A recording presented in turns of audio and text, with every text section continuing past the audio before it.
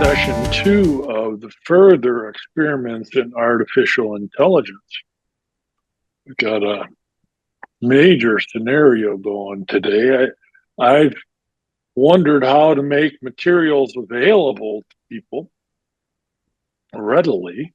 There's so much. I'm having difficulty keeping up. I think yesterday in the New York Times, there were 7 or 8 different articles on artificial intelligence. One of the major ones is what's going to happen with the trillions of dollars of value that is added in the stock market with all of these artificial intelligence expenditures by venture capitalists. But what's going to happen if $4 trillion, I think, isn't that what NVIDIA is worth now, is $4 trillion? What's going to happen to it? But we're not going to deal with that part. We're going to focus mainly on what can be done with artificial intelligence for ourselves. If you remember, the cartoon last week was the baby breaking out of the cradle, that it's happening. And we as individuals, the most important thing that we can do as individuals is to learn about the artificial intelligence and be able to notice if anything untoward is happening. But one thing that I would like to show, if I'm able to do it, is this is the browser that I happen to be using, Chrome, right now. And you see the screen. Maureen, please correct me if I'm wrong. One thing that I'd like to bring to your attention is the website that I try to keep up.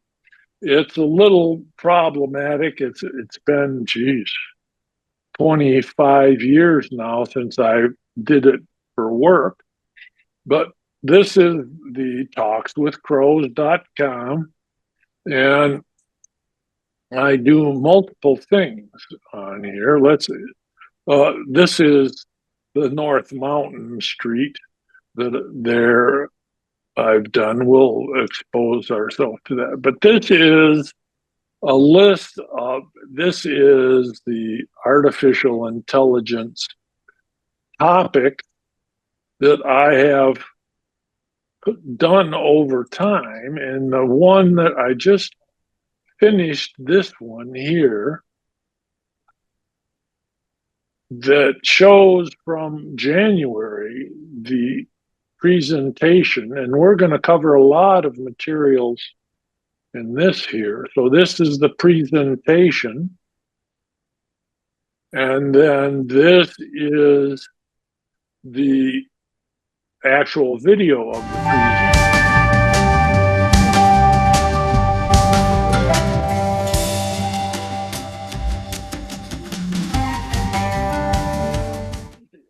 Information here. This is Google's, so that is underneath the experiments here. And let's go to the full sessions. I believe session 1 I sent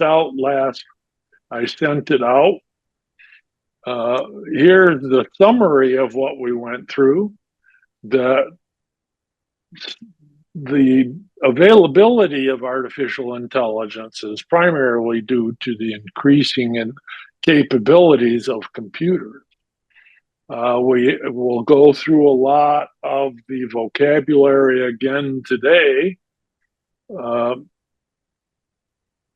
And we went through the theory of mind in the last session, which I will discuss a little bit. We went through some live presentations of Adobe Firefly, Grok, which is Elon Musk's AI. We went through Meta AI, which is from Facebook.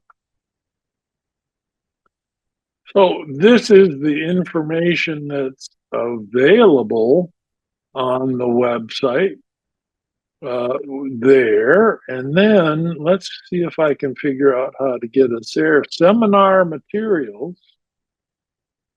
This is the materials that I've sent to you so far. So here's today's seminar materials, the handouts. You can download these. And this is the information that we're going to go through today. Just mildly, I put together a prompt, the collection as you develop your own material, your own prompt for your specific item. Here are 2 forms that you can use to make sure that you collect your thought. There's one, and then here's the other one. This was based upon an article that I read in, I'm not going to be able to pull it up except after the break, from Google, that the most important thing to do is as you're using this material yourself is to document the prompt that you create for yourself. We're going to do a couple of these items today that we went through last week. We're going to copy the prompts that I made. Notice that these are still down here, down a little bit. These are from our last week's presentation. The materials are still up here. We'll try to get some of those as we go. But this I wanted to emphasize is available, talkingwithcrows.com. And I now am going to start the presentation. Let's see if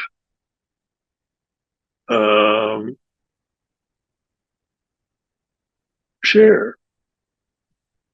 This is the painting on the right is AI created, but I asked it to do the painting in impasto, I-M-P-A-S-T-O, in impasto form, which is the thick oil daubing, D-U-dubbing, D-A-B, daubs, the likes of which Van Gogh used. But let's get started. The graphic, the cartoon on the right is what I wanted to bring to people's attention, but they may not be aware of what's going on. So this guy is standing at his mailbox. He's got a letter out, and he asks on his phone, ChatGPT, why is my electric bill so high? And his house is right next door to the new data center that has been put together. That was some of the articles in the New York Times were about what's happening around the world. In Louisiana, on the left here, Meta, or Facebook, is putting together a Hyperion data center that is this size as it compared to Manhattan. So this is the size of the data center. I have to admit, I don't understand what 2 gigawatts of power actually is. So the amount of electricity that's being used nowadays is immense for data centers. The size of Cincinnati or the size of Omaha, Nebraska can be powered by the amount of electricity used in data centers. One of the things that I'd like to focus on a little today, hopefully I'm successful in getting my iPad up, is what is the difference in processing humans? What is the difference in perceiving or producing written versus spoken communication? I am very biased towards print, but the point is, spoken communication is much quicker. I'm going to show you ways, I hope today, that you can enter material very quickly instead of typing it in. The nuance and context of spoken language is much greater. Much more information is carried in audio speaking when you interact with someone. In speech or a group of people, much more information is communicated. Tone of voice, the body language, the facial expressions. At this point, I don't believe AIs can do that, but written material is much easier to store and retrieve. So people remember information they've read more readily than the information that they receive via speaking.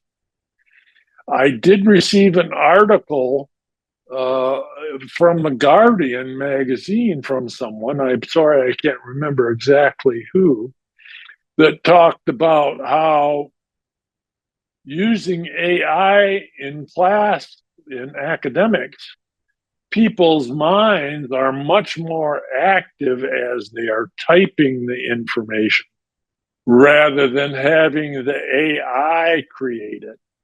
So there's huge differences in the way that information is produced in speaking versus reading or producing typing text versus speaking it. Trying to go through the material, the academics, you all remember prompt. Inference is what the AI produces. Inference comes from statistics. As you run a statistical procedure, the AI or the statistical package comes up with an inference. What inference can we make from the result of the statistical procedure? That's all AI is now producing, is an inference.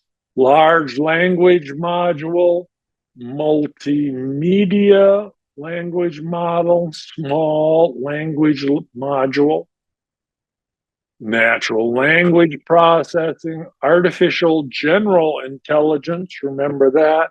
That is the assumption that AIs are going to know more than all human beings at any given instance. It's not there yet, but AI is more intelligent than most human beings. RAG, retrieval augmented generation. That's happening, and we'll see it today. The corpus of information that the AI produced is trained on. Back propagation, what the gentleman, Geoffrey Hinton, won the Nobel Prize for, is when the AI produces an inference, you as a user can provide information back to the AI.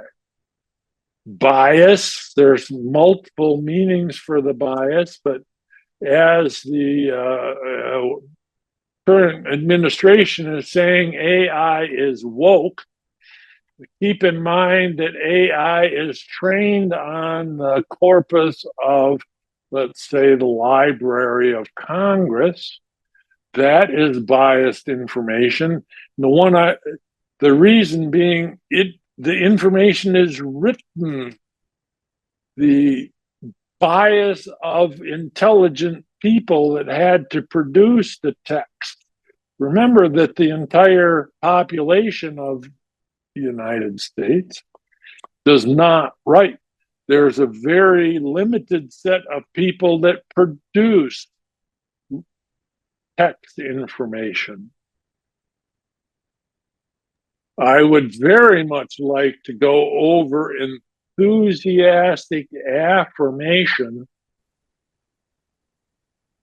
That's the way that the AI responds to you as you interact with it. It is always saying, "Oh, Jimmy, you're doing the right thing. This is so interesting. This is so interesting. What you're asking about. I'd like to go over context. Context. Remember that we talked about before I went into the material, we talked about the speech versus typing. That is the context that I'm going to ask your mind to go back to. We talked last week about the doomer versus boomer people. Remember, the boomer people think that AI is going to save the world. The doomer believes that AI is going to destroy the world. And P-doom, if you ever hear it, is the probability of a doom scenario.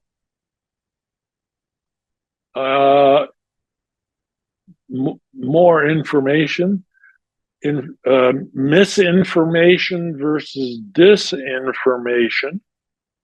This is what we're getting now. Our current president producing information, he came with AI. The demonstrations last week. He produced an AI image about that. This is what we're going to cover this week. Which of these symbols do you recognize? We're going to go through a bunch of them. This one up in the top left, I'm going to guess this is all from Google. This is Google Chrome, Google Gemini. This is Google's new search phenomenon. This is Google Drive, Google Cloud, Google TV. Maybe many people know this is Google Maps. I'm going to guess everybody knows this one. We're going to hopefully see that. Gmail, Google Meet, which is the Google version of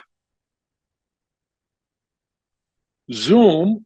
This is Google Photos. If you have Android phone, this is where it stores the photos that you take. And this is Google Docs, which is competitive with Microsoft Word nowadays. It's widely used. But again, this is what I brought up earlier. I'm going to ask you to remember this.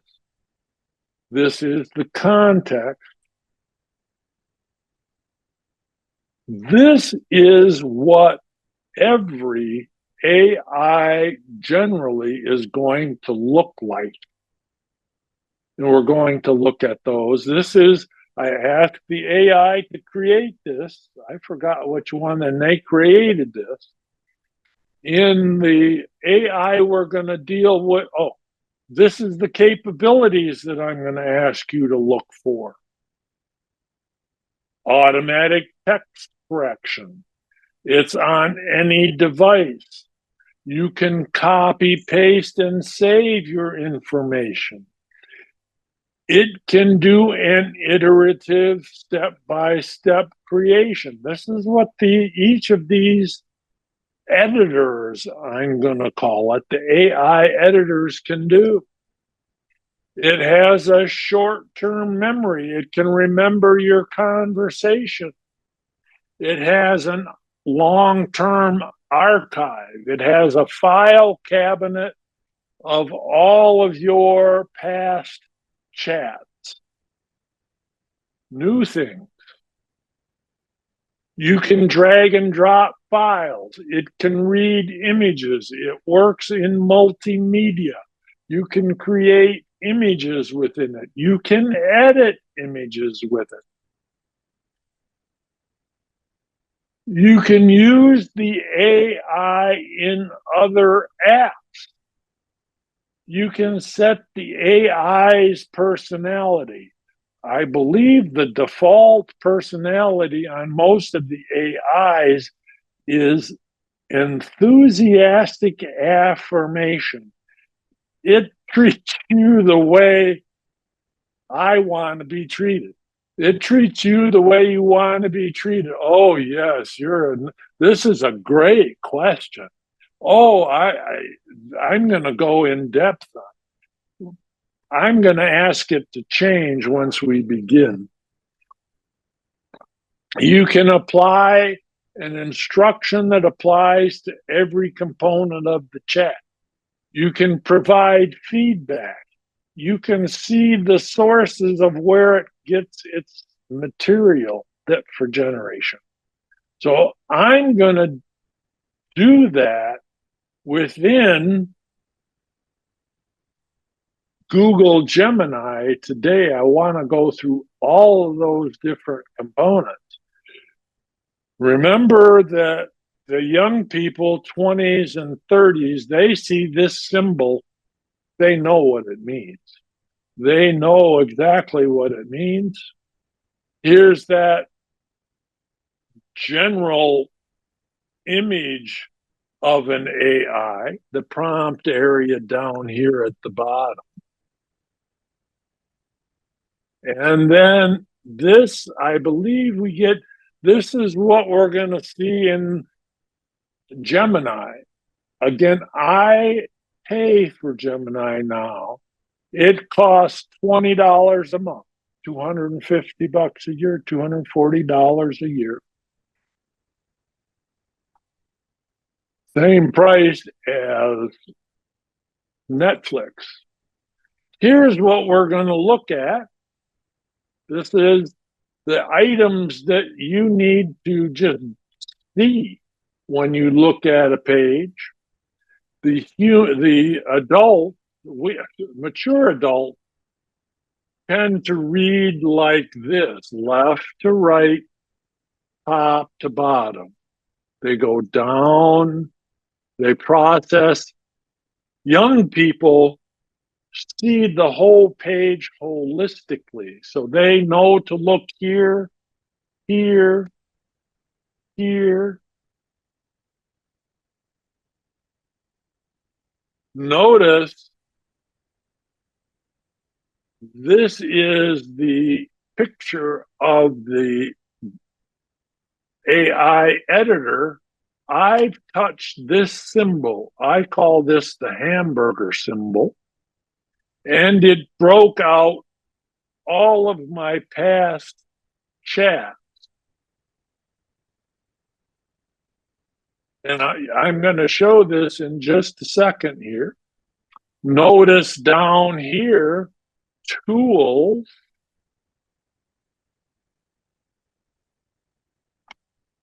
This is a picture of the Gemini screen with two items expanded. Notice, and I apologize if there's anything here that is inappropriate. I don't think there is. And then these are the different tools that you can use. I've just found out that you can't use VO. I'll try it today. You can create image deep research, which is an in-depth examination. It will take 5 or 10 minutes to examine, and it will show you its thoughts. Canvas is if it writes something, it will present it on a different screen, so to speak. And guided learning, I haven't used that. But this is just a discussion of the different capabilities. This is the different ones on the iPhone. If you use an iPhone, the same symbols are available, but they are in this different, mildly different location. Okay, we talked about the different parts of the web page, and we're going to go to that in a second. Okay, I'm going to go back one, and now I'm going to try to bring up, I'm going to share, but let's share.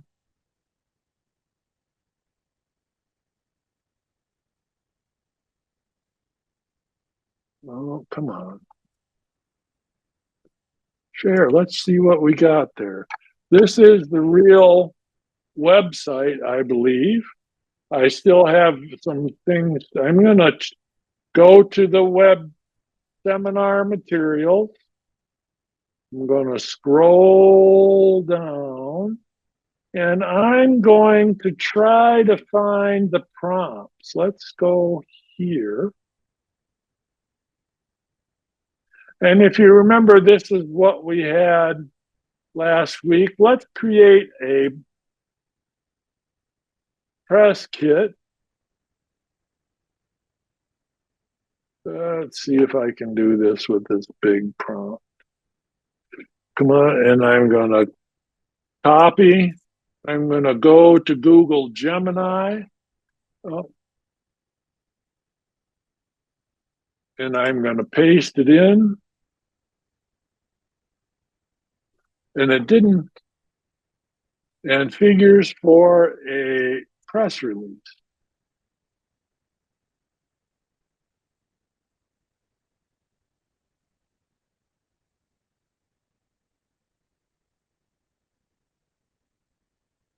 So here it asks, let me go back to this one and try to get another one.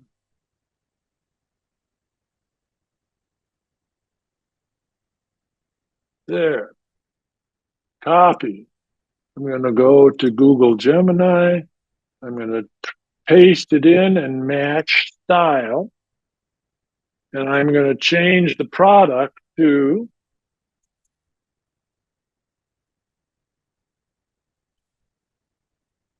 learner mature learner seminars.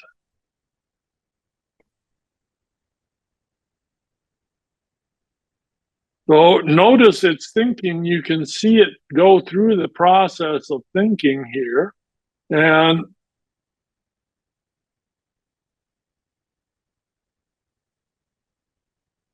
notice that it's added the items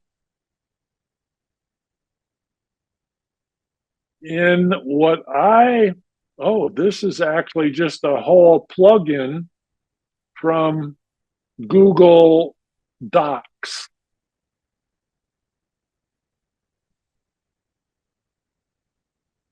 This is, month. Here's a roadmap. If you were going to go to a bank and make a presentation on a product you wanted to release, here you go. It's this is a full product roadmap for 3 months within. Here's what we're going to go through this after the break. This is within, and then within Google Docs. which I wanted. I'm going to close this. And here it is. I'm going to open it. Let's see if I can copy it. Export to documents or copy. I can copy it. Export to doc. And here it is. I am now within the equivalent of Microsoft Word. And here are the outputs. I would have to edit this, of course, and read through it. This is all of the information that I may want copied right into a word processor that I can then edit. Let's go back. Let's see if we can get a different prompt. Let's put together a slogan generator. Oh, that sounds real good. Oh, let's see. I have a little trouble with there. Copy. Let's go back to Google Gemini. Close this. And I'm going to click here on the left side. Notice how it lists all of my previous conversation. I'm going to create a new chat.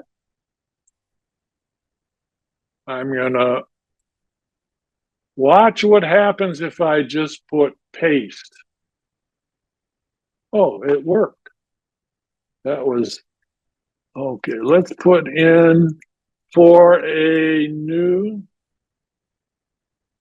The product is Mature Learner Seminars. It's going to generate, I hope, 10 catchy phrases, memorable phrases for my own. There we go. 10. So I can go out and sell this. Learn for the best of your life. Oh my goodness. I should sell that one. Lifelong learning refreshed. Oh my goodness. I should take these to OLLI. Ignite your mind. No quizzes required.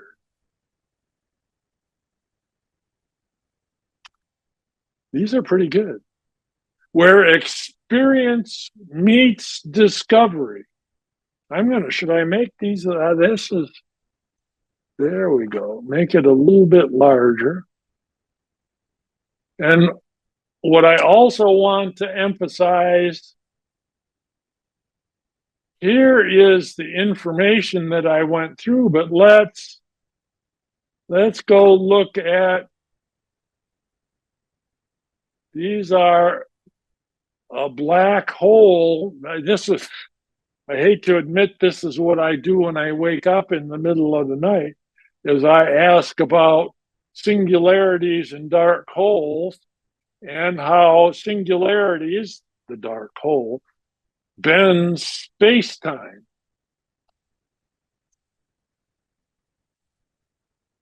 This is another, I'm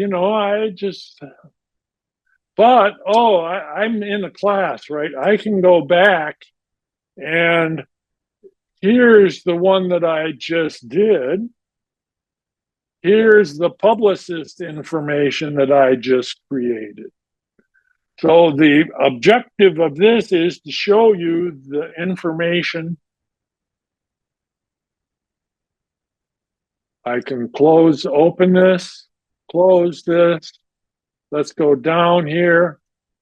Notice that I have a canvas. That's That's what Google calls this side piece, where you can see the outside. Google calls this canvas. I call it artifact because that's the first time I learned it. A week from now or 2 weeks from now, we'll see in Claude this same phenomenon of the canvas. I'm going to close that. Notice there is the various tools. I don't think I can create with video yet. Oh.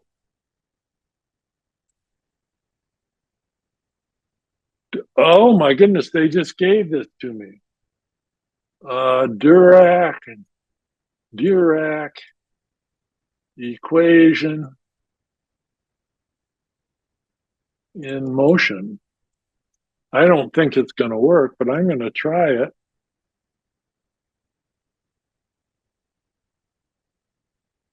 Oh, it's going to take a couple of minutes. Any questions so far on this is within a browser here? Well, this looks very similar to the interface for ChatGPT, which I subscribe to now. Same price, $20 a month. My question is, it would not surprise me if Claude was very similar to this. And, you know, in other words, how is an AI system going to be able to differentiate itself so that it is going to make the trillions of dollars that investors are hoping will be returned? Because right now this is looking like it's on the trajectory to becoming a commodity. Yes. Although I think it was the notice I received after the morning paper. 1,200 people are being laid off from Meta, from Facebook. And and it's in the AI division of Meta. They're letting go 1,200 people. My old time equation is $100,000 per employee times 1,200 employees. That's a lot of money. So I think the one issue that it's going to do is it's going to reduce the head count or the number of employees. I've asked myself this question, and it took me back to 1990 when we were introduced 50 computers into a large office. What was going to happen? How was it going to reduce money, reduce costs? And the issue was the savings came from reducing clerical staff, office support staff. The professional that was producing the materials now made all the corrections themselves. They did not send it to their secretary. So that is part of where the money is going to come from. But here's the video.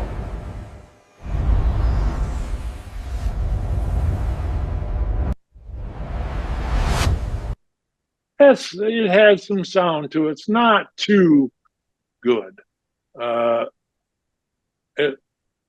But what I want, the question, how is it going to make the money? How are they going to differentiate themselves? My first thought was, good. They got the idea that I'm trying to present. Is all of the AIs have a similar format, and the controls within the editor are locatable now to we mature learners. So that part got across. The question, how are they going to differentiate? I truthfully don't know. I don't know the answer to it. One of the answers is going to be through advertising. That's where Meta and Google make their big money, is they starting to integrate this AI into their search functions and to their posting in advertising on Instagram and Facebook. Keep in mind, Instagram and Facebook are the same company. They're placing advertising in front of people using those products. That's the primary goal of it. Amazon Corporation uses Anthropic to put the recommended products in front of your face, in front of your eyeball. So that's going to be how they're going to use it. And there's a greater connection between what they put in front of your eyeballs and what you buy. So the click-through and success rate of an ad, the success rate being, oh, they clicked on it, and secondarily, they bought the product. That will increase. Let's see if I can do this part here. Maureen, I think you see my face. And I want to, let's see if I can, I'm not, oh, is it advanced? Share. It's, oh, that's not what I want. Allow. Oh, that's not, let's see if, Is this break time? let's do a break time, yes.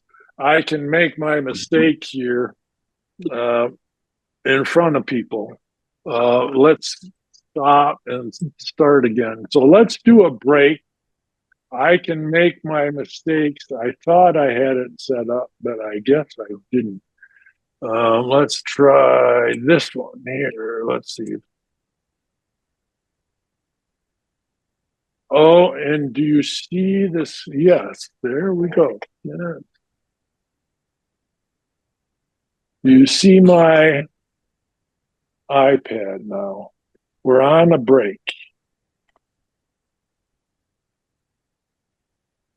Set a timer for 5 minutes.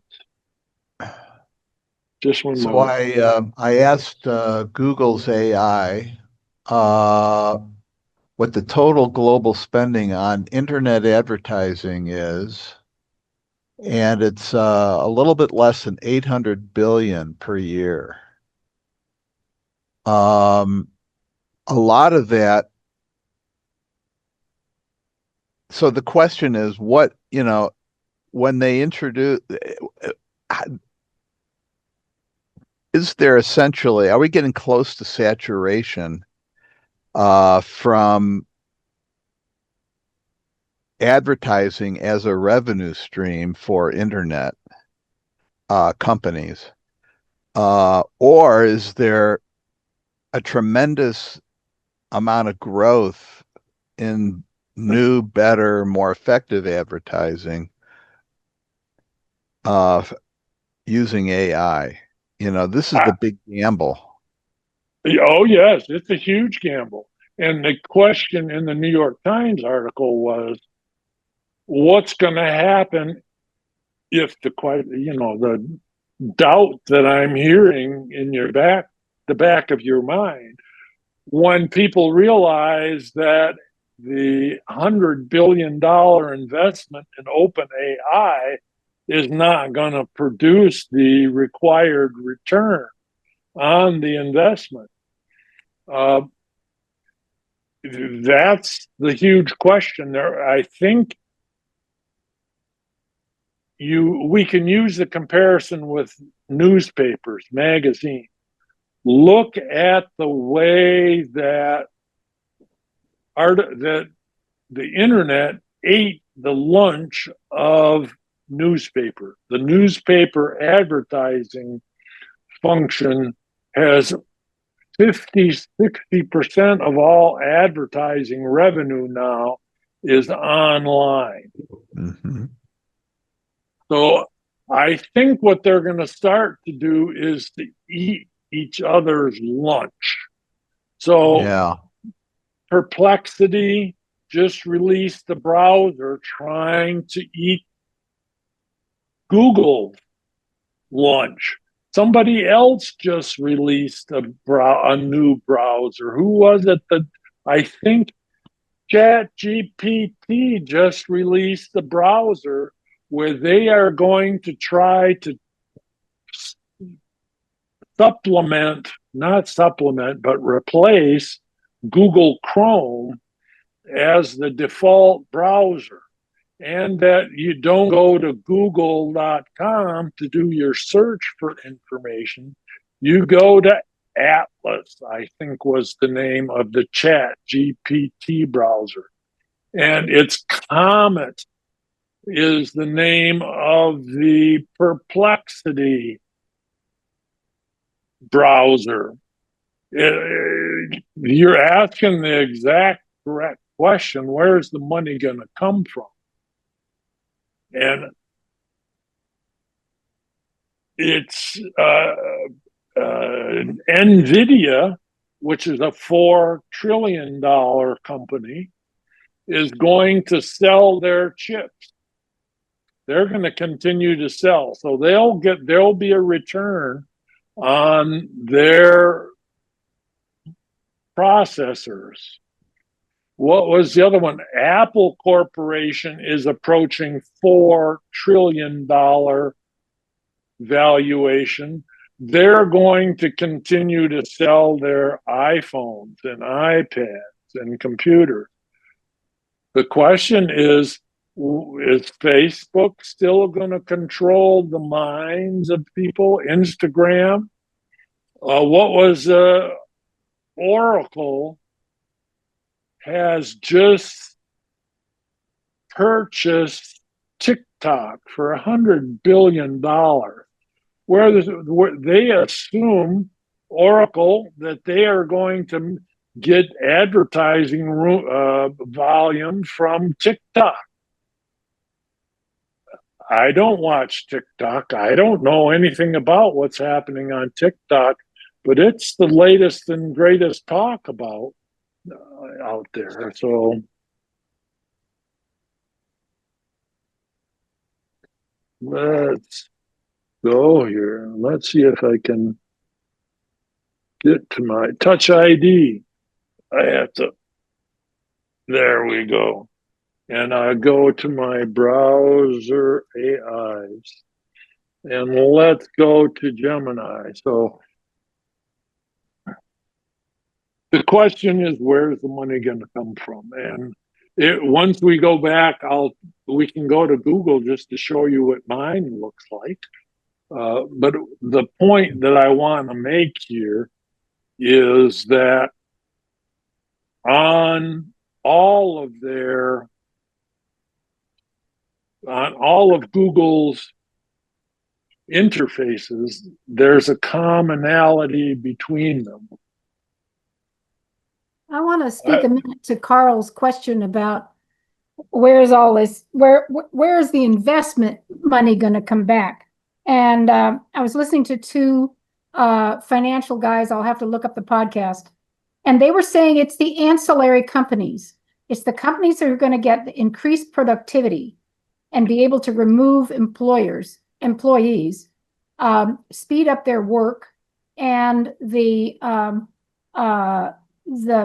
like coding, a lot of things that are able to be done by AI when it gets as efficient as it can be. And that I thought the article that Jim put out today, that was from The Economist, about how the training, putting up these tough puzzles and getting to solve the puzzles, and then they can't reuse the same puzzle because they've already solved it. But that race to find out a difference in how they can solve things will probably be the benchmark that people are using to decide which one gets to the goalpost first. Those are my two thoughts. Yes, the coding issue is producing results financially already. Some of the major coding functions, they are not hiring junior coders, people that they have to bring in effect, train for 6 months on the coding fingerprints that a company has. You know, all of these companies have their own style of coding.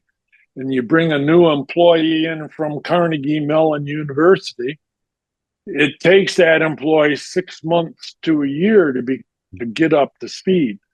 Those people are not being hired now.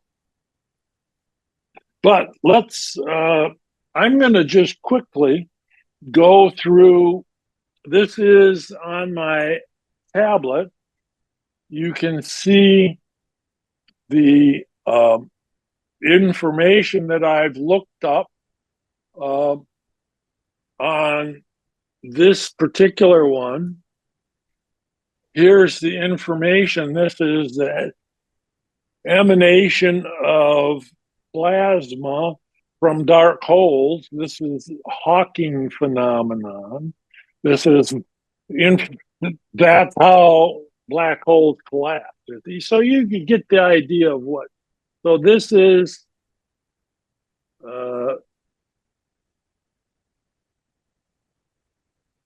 information, and then I could have a new chat, close that down. I like this one. Let's see if I can do it. Say, is everything going okay on your side of the world, Google? Oh, you know, just the usual tech stuff. Trying to keep up with all the latest trends. How about you? Anything exciting happening on your end?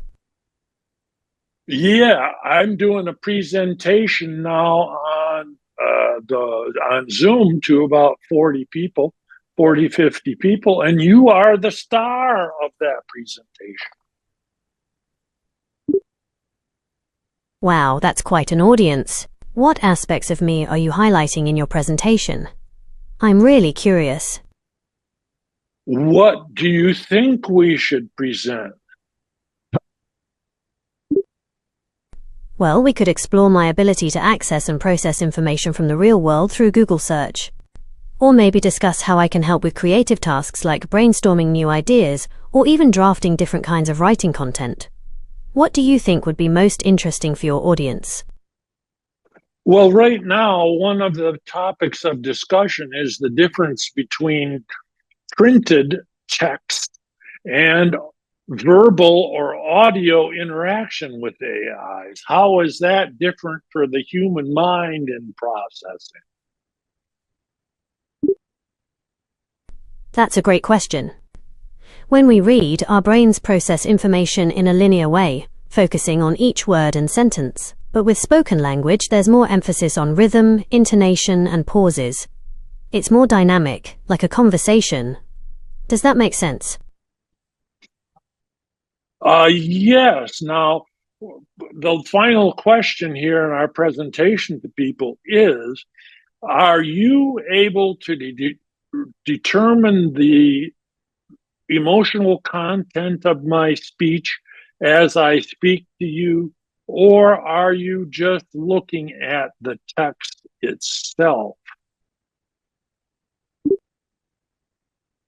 That's a really interesting question. I'm able to analyze both the words you're saying and the way you're saying them, so I can pick up on the emotional tone in your voice, not just the text itself. And so an observation on the street, let's say, in public, the Russian government or the Chinese government could be monitoring what people are saying and the way they say it. That's a really important point.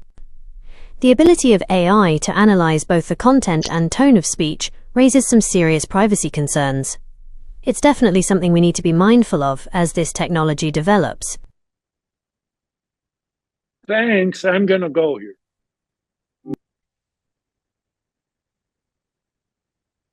So notice in the background there that this is what it spoke. This is the conversation that we just had with the AI. I wonder about its ability to assess the emotional content of speech. Or does it has a camera and it can see my face? Can it determine from the nuance of my expression? That's a question that I have. So let me see if I can just very quickly bring up the phone. What am I? Oh, let's go on the Wi-Fi JM pan. Let's see if I can share now my iPhone.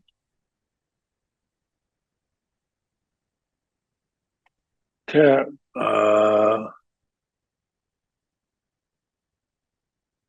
I may not. Oh, let's see here. Not seeing your iPhone.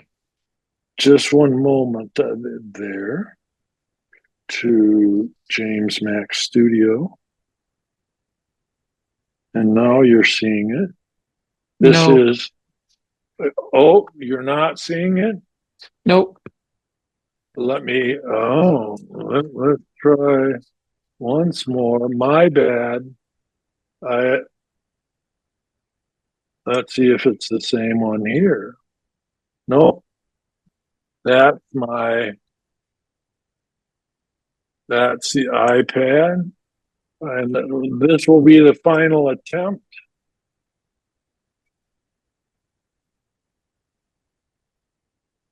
Nope.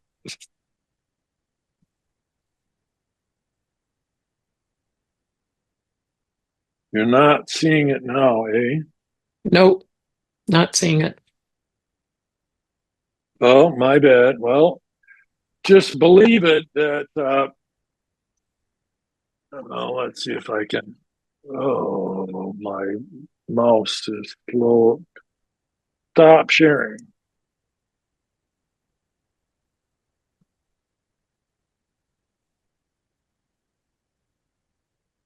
There we go. Oh, sorry, I lost my mouse there for a second. So I will go back to the slide and desktop 2. Let's go to slide desktop 2. And I'm going to bring the slides back up. And I'm going to go back to this here. And I'm going to share. And what I wanted to do in the final 30 minutes is just look at the help me write component. I am going to guess that many of you have seen it. We're going to look at 2 or 3 different Google products. Keep in mind, this is the suite of products that Google provides. We're going to look at Google Docs here. And again, I'm paying now. And this is what Google Docs looks like when you start it up. The important thing being your authentication. There is the know your customer element that all of these companies have to know who is using their product. Here's what it looks like. This is what you get when you start a new document nowadays. Notice the menu structure, the file name. young people understand this just intuitively. We mature learners have to be exposed to what this actually does. The word processing menu, the document itself, and notice help me write, and then notice over here, help me write icon. Okay. Let's create a proposal that responds to a request for consulting. I put this as an example. I put it in. It may change its appearance, especially the first few times you use it. Then it goes through a processing. And this is what the document ends up looking like after you're through. Notice in the middle is the document. Pop up back propagation. Is this good, bad? Navigation within it, sharing the document, Google application information on the side here. There's almost too much information on one screen, but we'll look at it. Notice here, this is what was put together. This is, I think I exported it to a PDF. This is all the menu information that's available in Google Docs. Way deep is Gemini.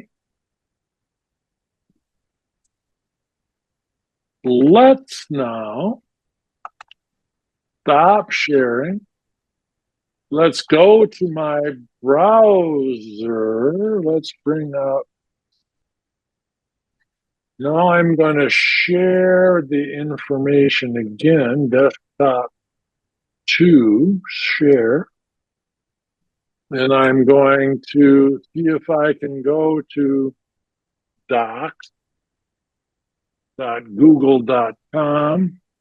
This is the information. You're seeing this, Maureen, Yes.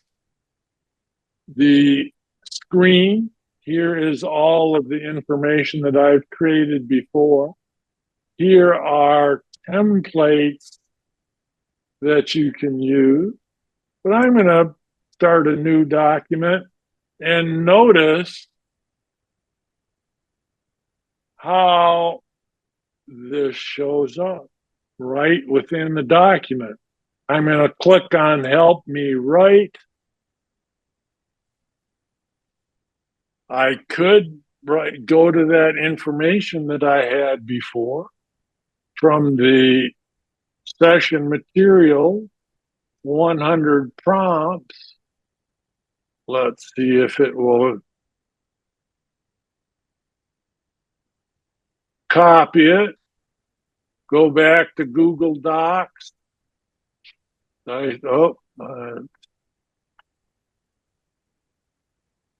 Untitled document. Put it in there, paste and match style. For a new training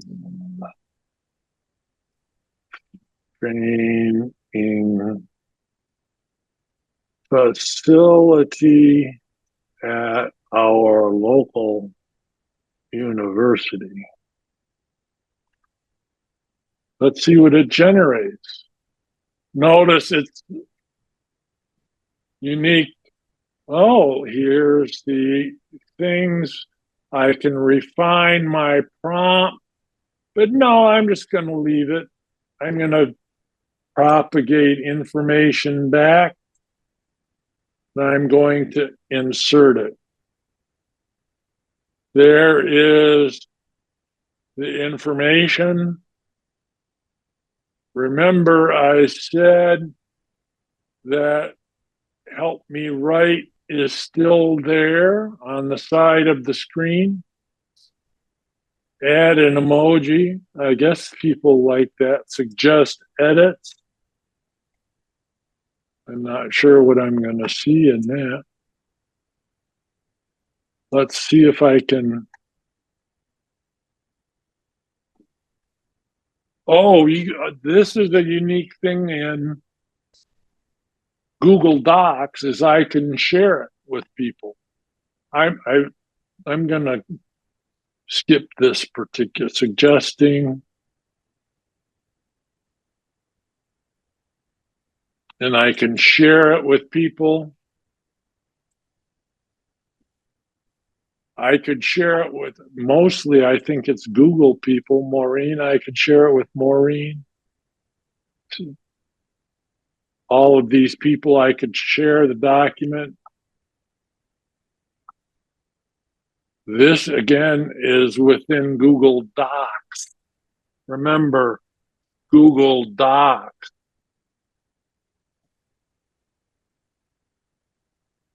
This is the article that somebody asked the question. This is a quantum shift about 30% of people using AIs for conversation.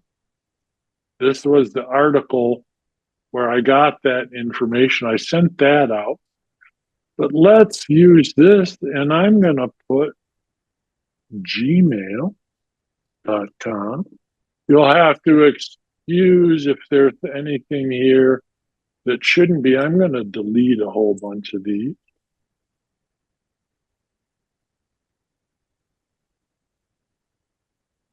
And I'm going to delete those. And I'm going to create a new document. And I'm going to expand it. And I'm going to, what does it pop up there right in the beginning? Help me write. I'm going to click on it. Down at the bottom, I'm not sure if it's showing up on the screen.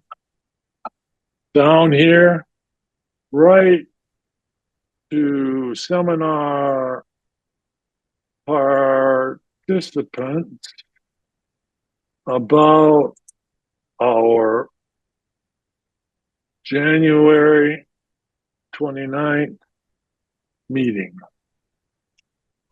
So again, create.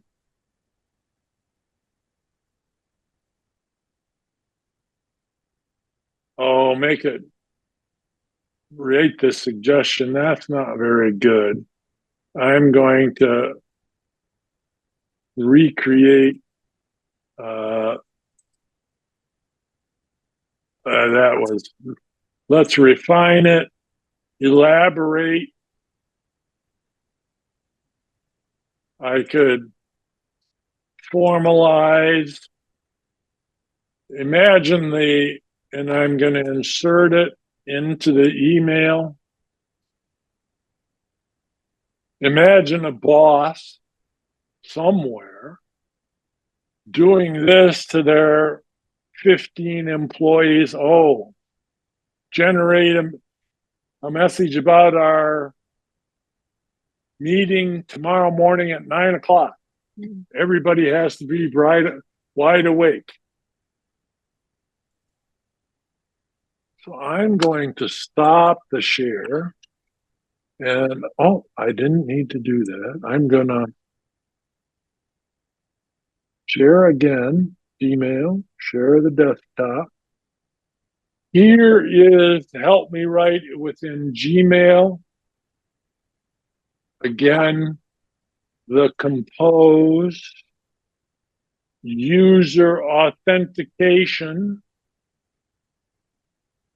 There's Gmail. I'm not even sure what that one is.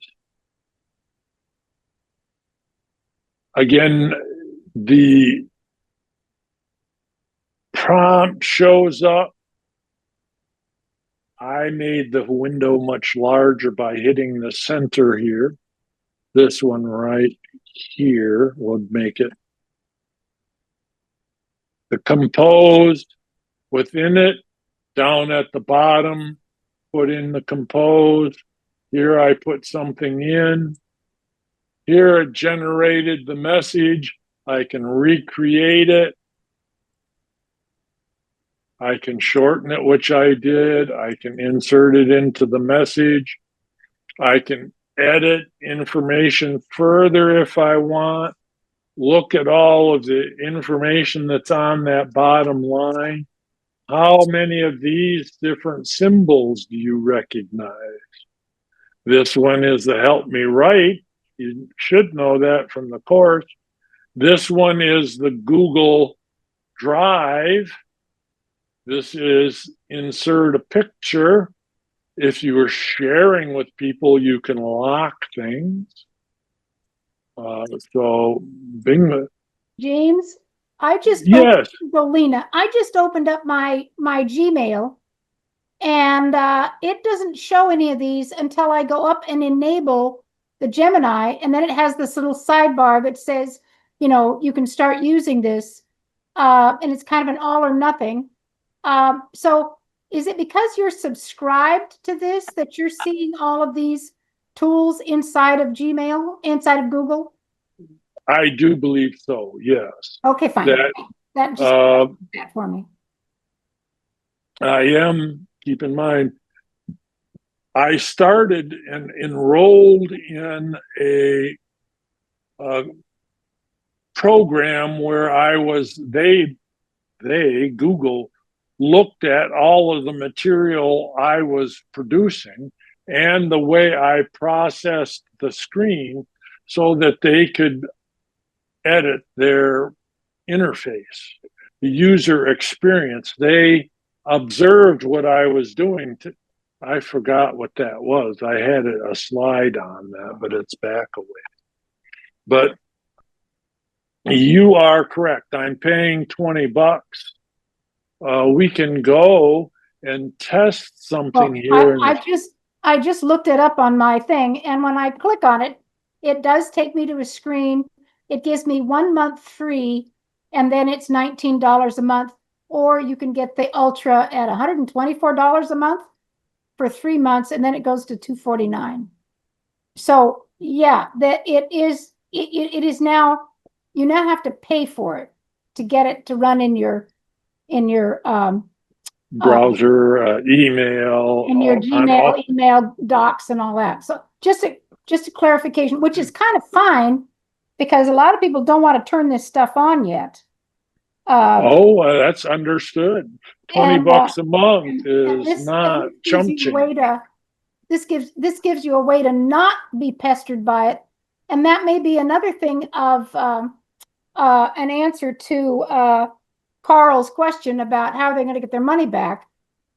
People are going to start paying for the use of the tool. Yes, if you, I wanted to discuss the whole panoply, the suite of products that Google has, that a company, if I were to start a consulting business that has 10 employees and it's going Jimmy Consulting, I can make a domain, put my website in Google. I can have that Jimmy's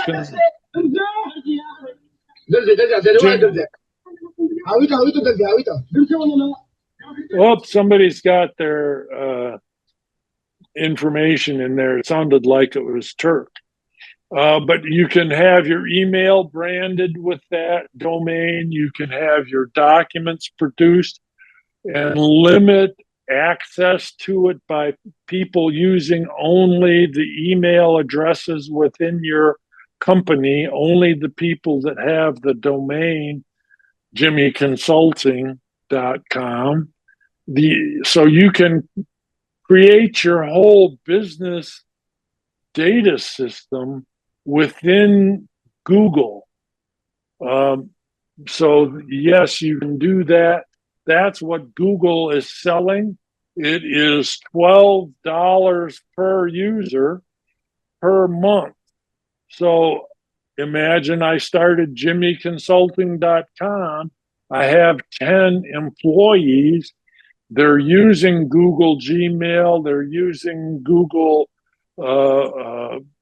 shared environment where we're writing documents.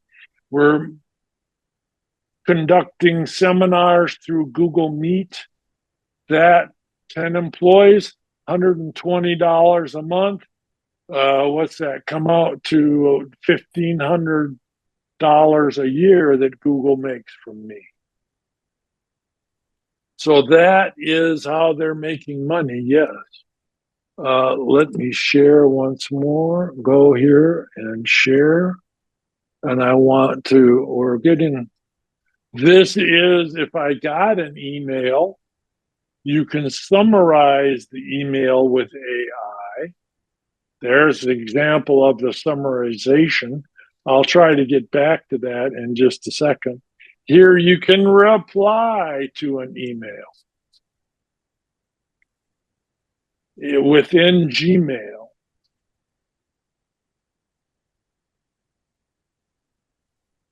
Okay, let me see if I can get, gotta stop. That's the drawback that I can't get there. I'm gonna stop and bring up my browser once more. And then I'm gonna share my screen again. Share desktop 2. So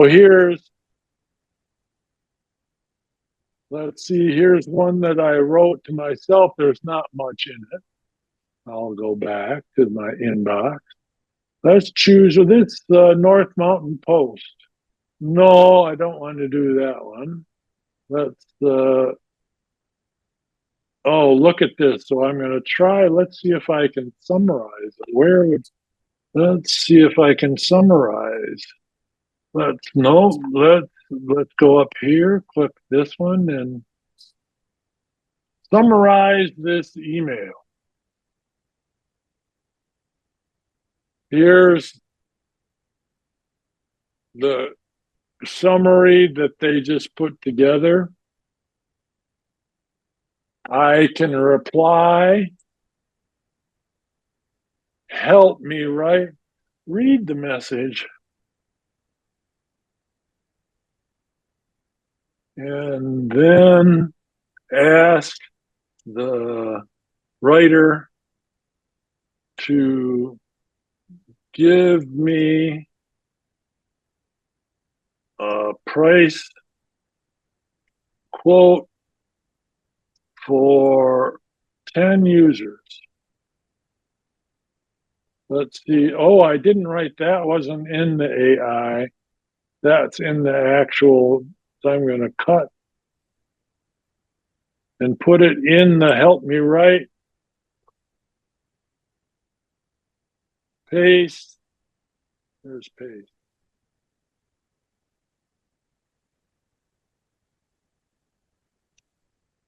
Great. So there is the response that I've done. Here's the response. I can insert it into my message and then it will go back and send it. So this is what they are calling slop, AI slop. So everything becomes AI generated. It all becomes AI generated, AI examined. Any questions here as we are, again, let's see if I can. Here are the AI interfaces beyond the prompt itself. What can the editor, one of the items that we focused on today is the editor and where the buttons are. What else is going on behind just the prompt entry. The AI is remembering chat history. I can go back and pick up a conversation that I've had with an AI a week ago. The context of the memory, the context of what we were discussing. If you remember back to theory of mind discussion, how you can use the expressions of people when you talk with them, you are making judgments upon their facial features, their hand, their posture, their body language. If I start talking on a topic with a person and they have a question on their face, I'm going to make a judgment, they don't recall the context of the conversation. So I have to gen up a slight topic to bring the context of our conversation to the human's mind. That happens with AI. AIs understand pictures, text, images, audio, and more. It works with existing apps. That was one of the big demonstrations today. It can edit images, it can extract texts, and it can output in different formats. Items that are coming that we are going to see within a year or two. I think it's happening in Claude right now. You will be able, with agentic as an agent and proactive capabilities of an AI, is you can give an AI a complex goal and not just a single prompt. You can ask an AI to go and find you the cheapest ticket to Warsaw, Poland from Medford Airport. And it would go and do all the work for you just on a verbal prompt. It can analyze and develop a multi-step task. What does it take to go and find the cheapest or the best, that those being different, flosser? I just bought a water pick flosser. How can I have it go search out on Amazon the best product? And what becomes dangerous, it could buy the product for me. It's going to start predicting what I may want. Deep information that's going to be happening. Ask it to show its work. This is the legal issue that's hitting these. How did it come up with the response? You can control for it being more creative or stick solely to the fact. You can ask it for its bias and what is influencing its answer.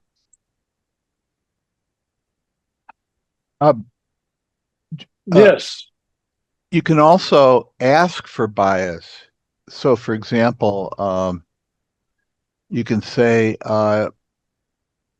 please adopt the role of a propagandist in the communications ministry of the Russian Federation. Please give me a press release explaining why Russia is winning the Ukraine war. And it'll provide a very good, very biased press release, right? Oh yeah, the beginning with the misinformation, versus and so disinformation. This is where I can also see a huge revenue stream for AIs by state actors who have as their goal manipulating public opinion. And that's, very much related to advertising, but it is actually more in the political domain than the commercial domain. Oh yes, I was in a government agency. I mean, it would not surprise me at all if AI was now being very extensively used within our own government. You are absolutely correct. To propagandize, slant, sell to the American people all the great achievements of the Trump administration. So exactly. This is scary.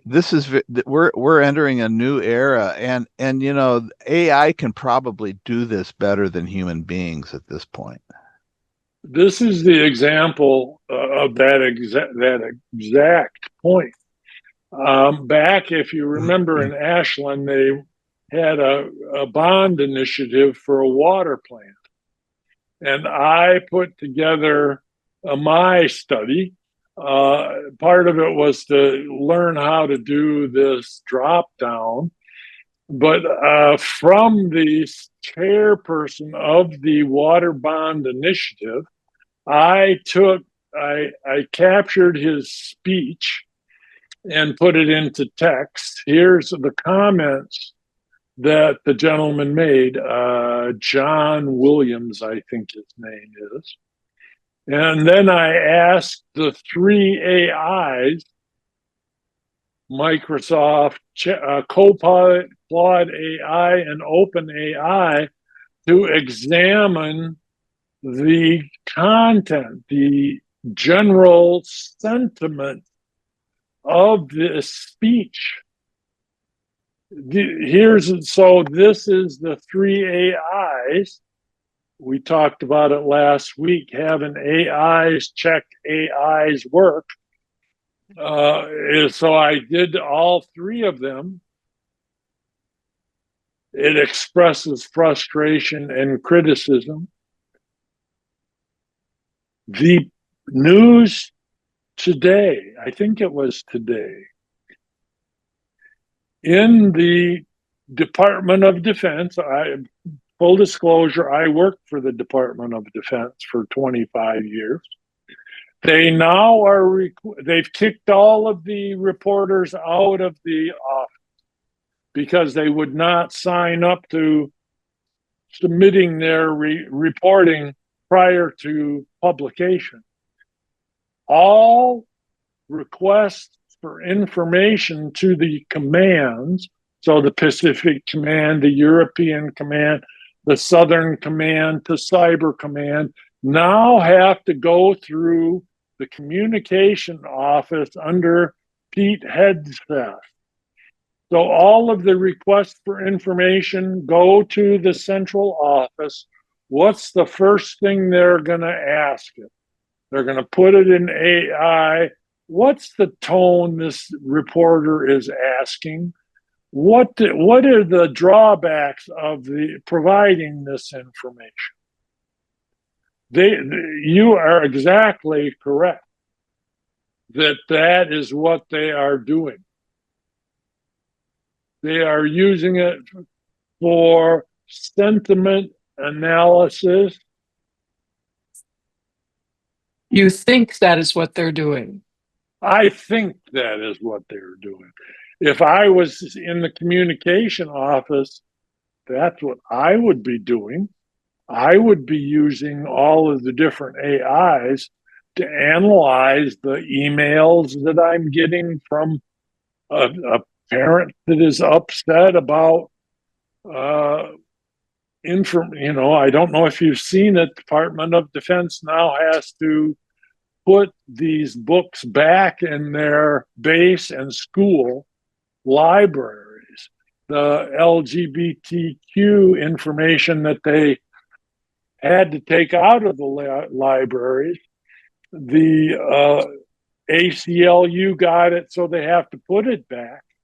So now when I get the email from a parent on this topic, I'm going to be able to analyze it.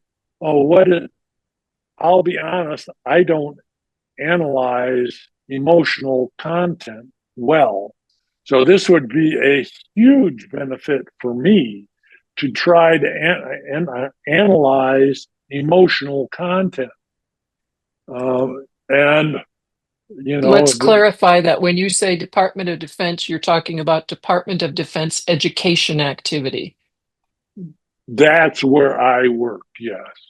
Yeah, so anybody who doesn't know that would be, we're not talking about the straight Department of War.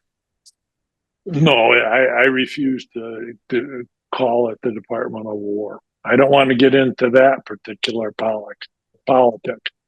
But back to the slide, you can share a document. So let's imagine a scenario where I work in a large office communications system.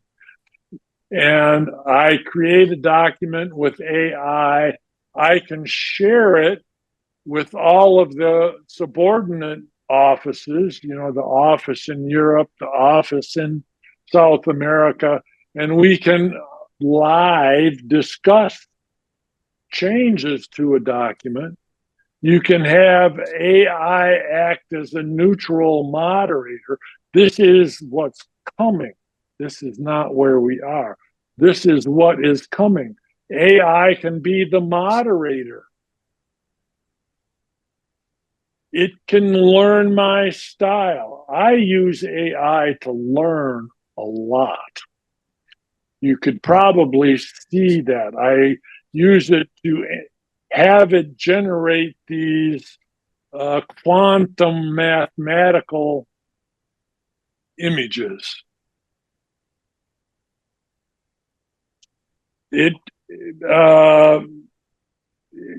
You can teach it various things over time, but let's stop the share. It is 2:30, and we're at any questions that people might have. Yeah, Jim. Is there your is there a examples function that you showed about writing Gmails, writing Google Docs, and using AI sort of reinforces some of that Guardian article that says over time they felt that we're going to dumb down humans. You're going to have AI talking to AI. And, that is what's happening now. Because one of the remarks in that article was that when her students started using AI, their papers became more detailed. Their conversations had more detail. But yet when you asked them about it, they couldn't answer without having to look at their computer. So really, how deep is it being left in the brain? So we're disrupting our normal learning processes. Yes.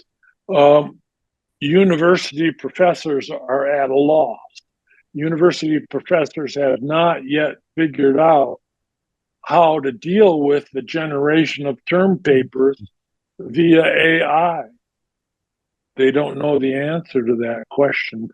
PR information. I feel confident in saying most ads that you see in the newspaper or on TV have been run through AIs to determine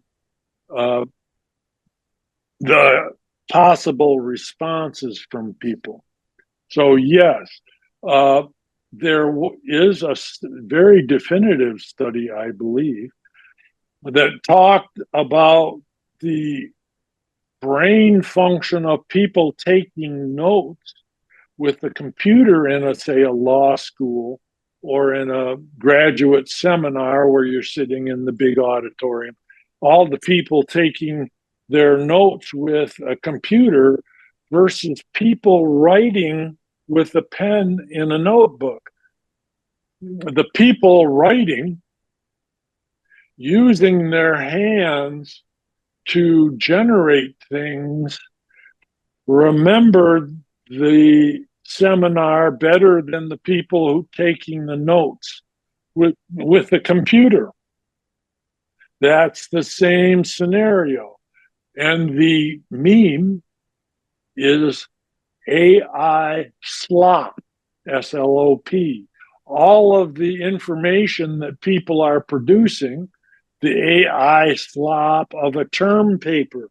It's definitive and well written, but the writer of that paper did not get the benefit of integrating it into their mental structure. That is the problem of generating all of this stuff, is it does not become the human themselves does not generate it. The cogitation that the human being has to go through to produce that information doesn't occur.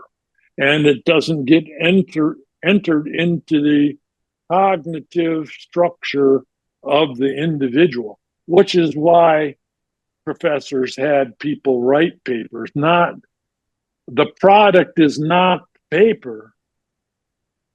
The product is the integration into the human's understanding.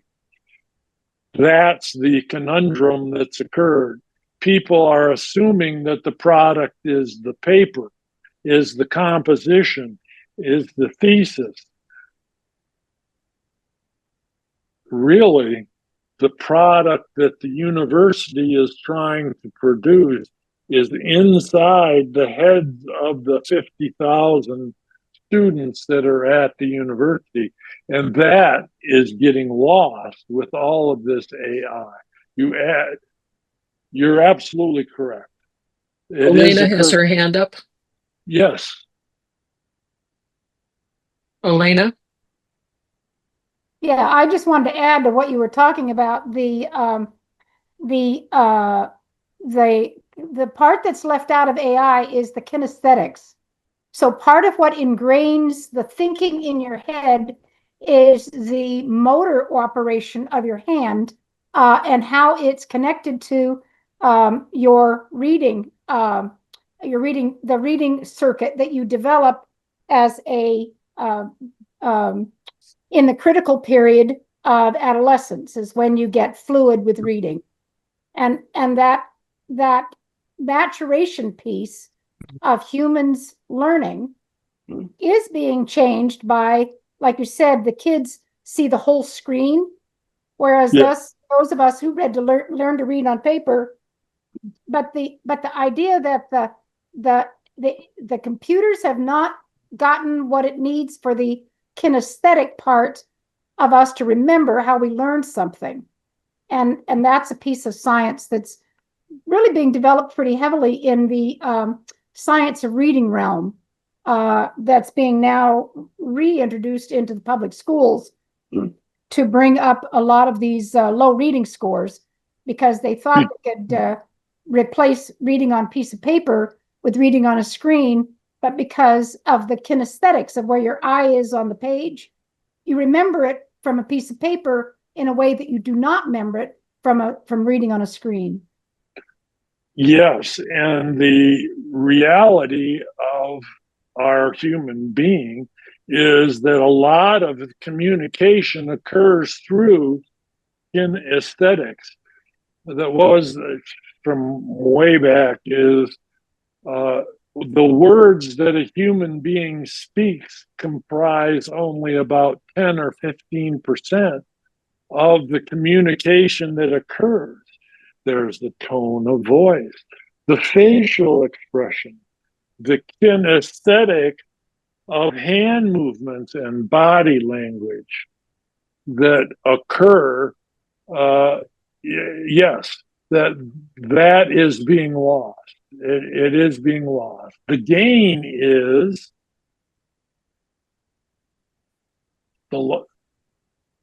in reading. Again, the speech versus reading. Reading has a tendency to allow the human to go more in depth on the subject rather than the volume of communication that occurs. I think I got a little lost there in that conversation. But any other questions? I apologize. Any other questions here? Carl, I see Carl has a hand raised. Yeah, just a comment on what you were saying about the purpose of the product of education. That applies not just to students in universities, it applies in the workplace. That the product, the experience that companies actually compensate employees for after they acquire more and more knowledge and in their position, a lot of that is almost certainly going to get lost as well. The more dependent they get on AI throughout the workplace. And so AI, I would think would be not so much for the experience, those who've already gotten experience, right? They've got the experience in the job. Their brains are very well wired for their particular area of expertise because they've gotten that experience the hard way. And now they're able to use AI to supplement that and critique that output.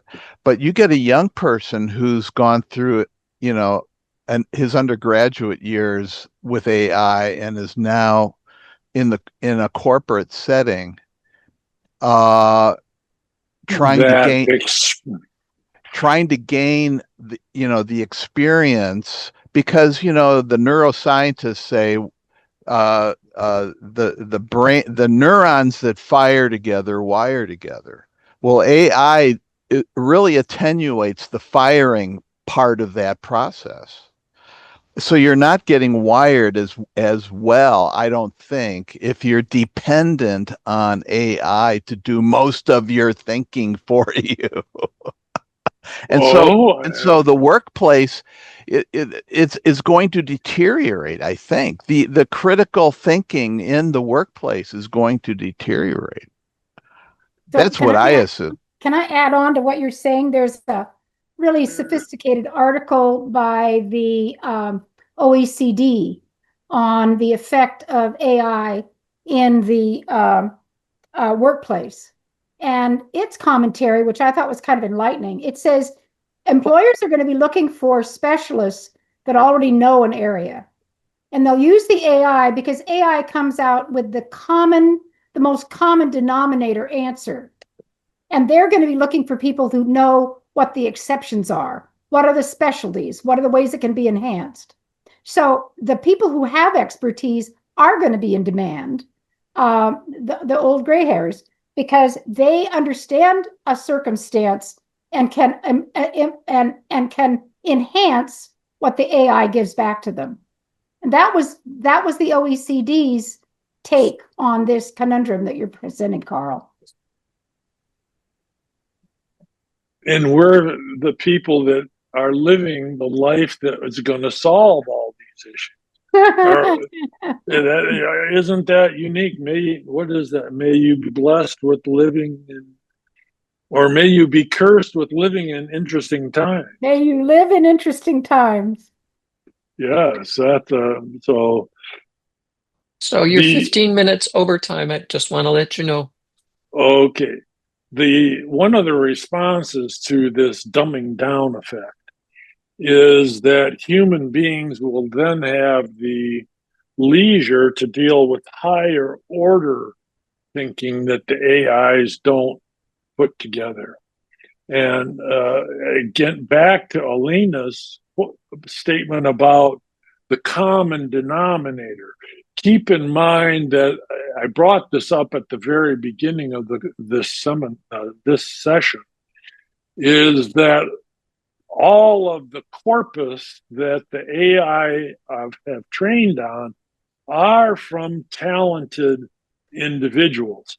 You have to write the text that it is using. So the corpus of materials, the average, but that the AI assumes is going to be more educated people.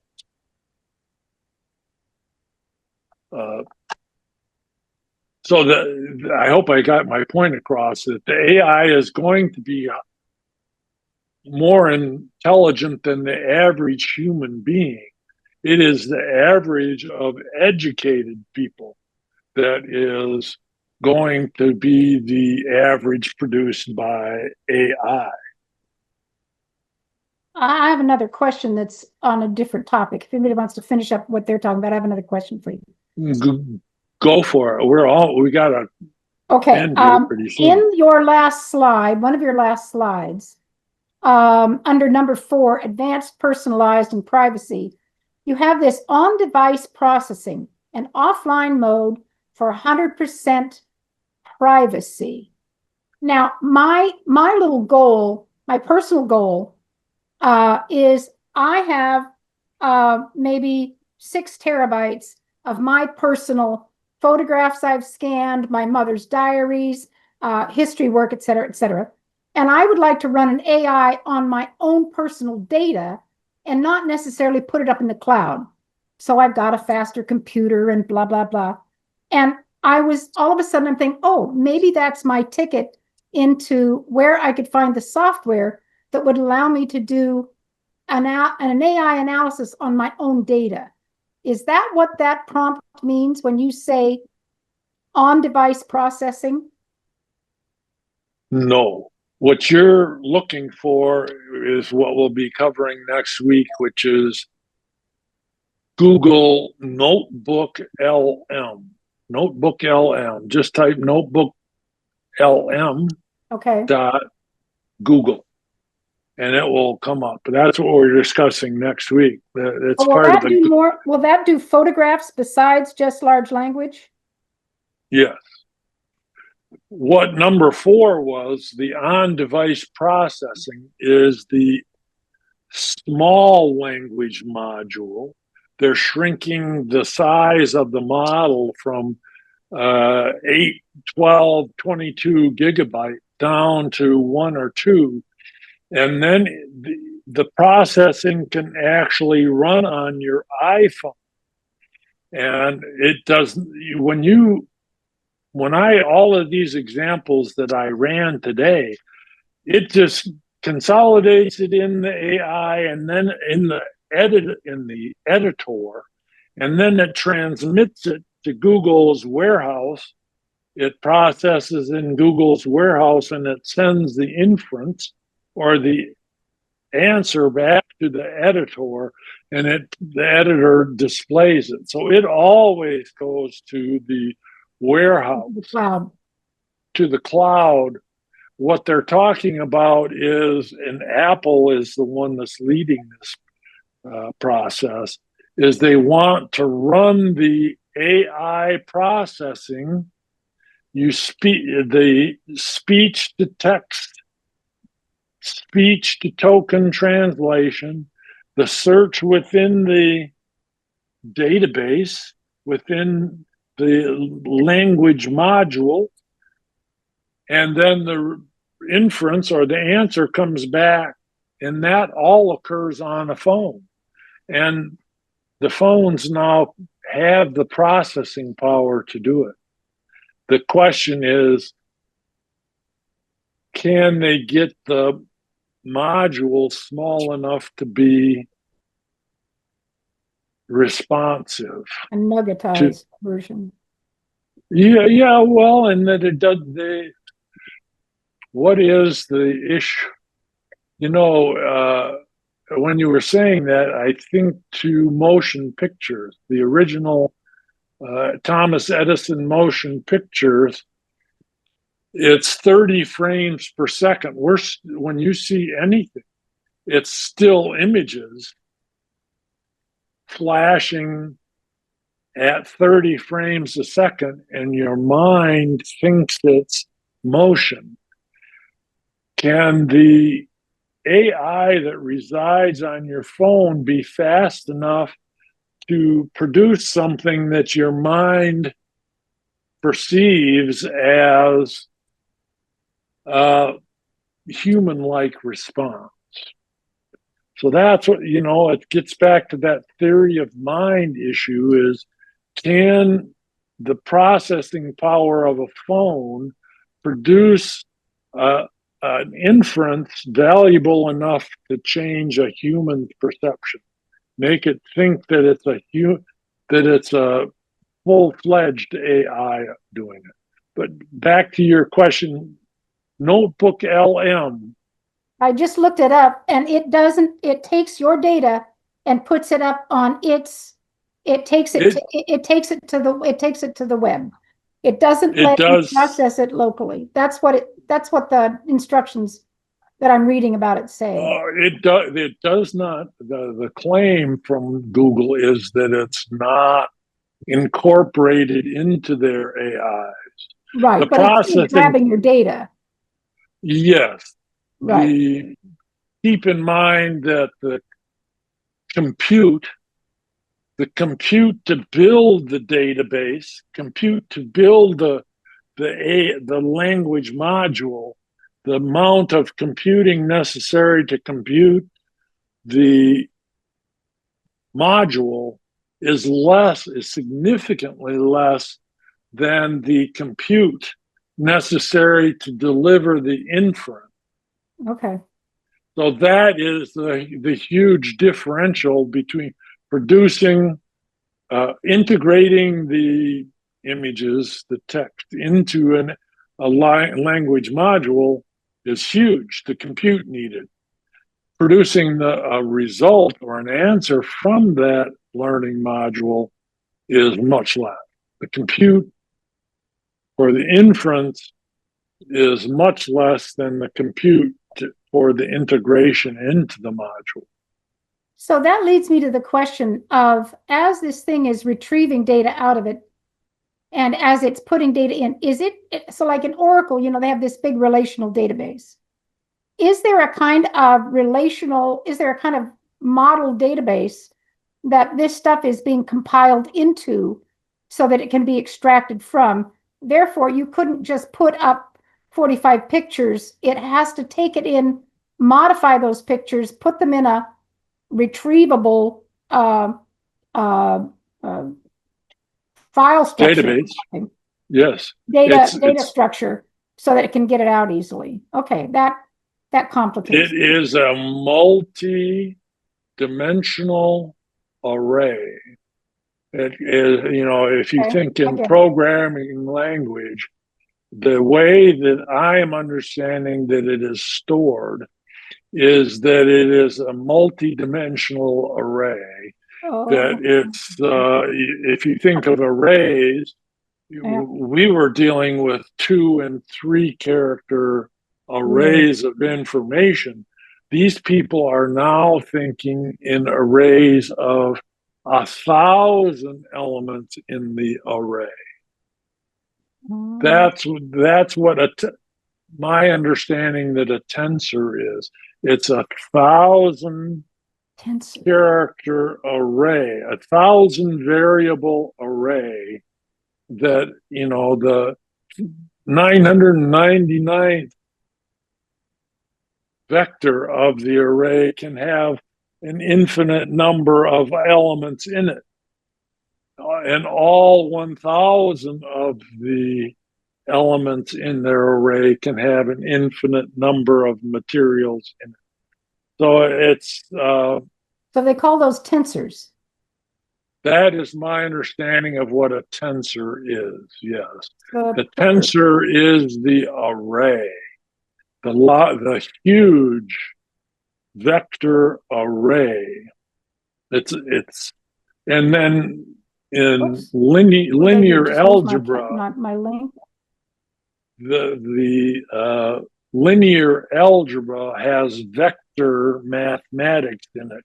So in the array, it is multidimensional. So the vectors that the AI can search using the NVIDIA graphics processing unit is close to infinity.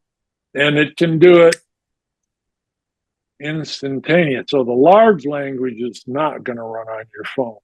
You're going to have special purpose elements that are going to run on your phone. That's I'm very going to call it. Thank you. That's very instructive. Thank you. And we're going to see Notebook LM next week. That's going to be the first part of it. Notebook LM. I think it's sliced bread, but thank you very much, folks, for coming. I greatly appreciate you participating in the seminar, and we'll see you next Wednesday, 1 o'clock.